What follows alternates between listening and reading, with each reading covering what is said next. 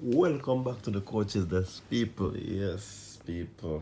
How are you doing today? Well, hoping everybody doing okay. Hoping everybody doing all right. So, yeah, people, we're here to talk about the senior men's training camp. Of course, um, the Ministry of Sports would have allowed this camp to happen because they would have given the go ahead for this to occur. Also, there are many persons who are lamenting that this squad is only 15 players and we're going to be beaten by the US. We're going to get 7-0, we're going to get 6-0, we're going to get 10. But let me just stop you in your tracks right there, people. Just pause for a moment. This is just a local contingency of the team. The overseas based players will be linking up. And let me clarify that the available overseas players will be linking up with the team for the friendly. Now, we know of the COVID situation and the travel bans to certain areas, and the teams would not want their players to leave because of the fear of COVID, and possibly some of them would have been in a bubble. So, FIFA would have given the clubs some sort of leverage to actually not a hard and fast rule for them to send their players if they don't wish. So, not all players will be available from that standpoint. We understand that the USA players will be available, a quality team will be available, but that is yet to see. That is just word of mouth.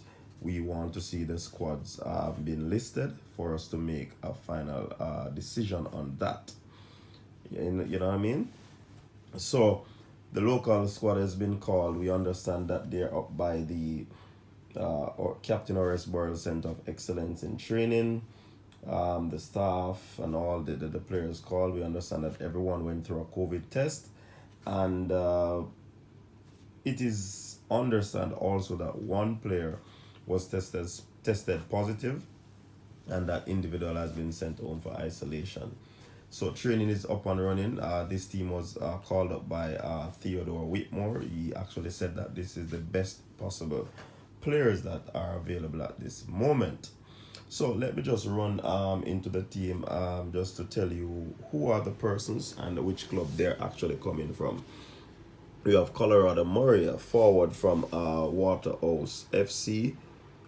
Akeem Chambers, goalkeeper from Waterhouse FC. Ricardo Thomas, Waterhouse. Kevin Isaacs, Mount Pleasant midfielder. Kemar Beckford, Mount Pleasant. He's also a forward. That's Shavney Willis, Portmore United. Emile Russell, Portmore United. Ricardo Morris, Portmore United.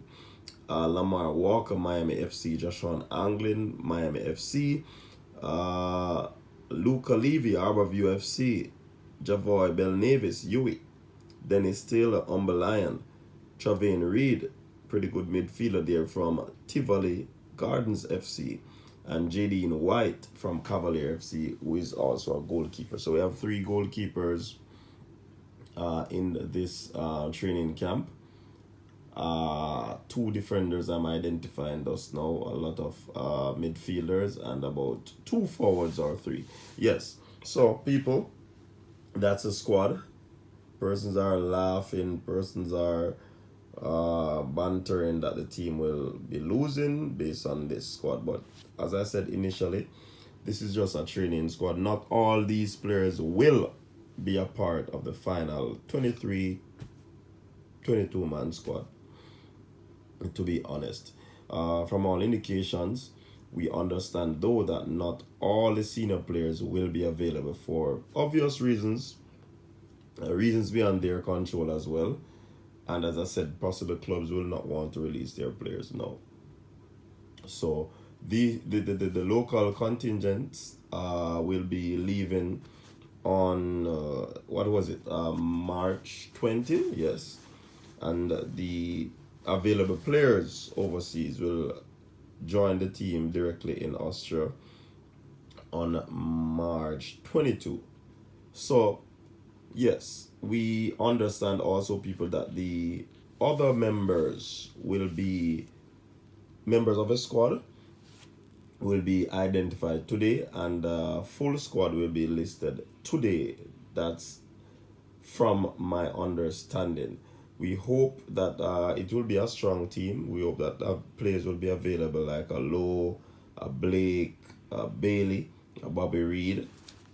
Well, we're not sure about him because Fulham is fighting to stay up in the league, and they'll be wanting their best players to stay, not to travel, and to contract no COVID. So this is where it is, people. So definitely we'll be giving another update on the full squad when it is released. The US has not released their squad as yet, so we're still waiting on that. There should be a game against Colombia. Negotiation is still ongoing. How things are looking, I'm not certain that that game will be played, but we hope that it will be played, because one game leading up to Gold Cup is kind of thin, but I mean it's what is available. We know the situation that we're in a global pandemic, so it's quite difficult for things to be planned around what is happening with all these traveling that should take place. But nevertheless, we hope that the Reggae Boys will do well. Persons don't think so, but let's see what this team can do.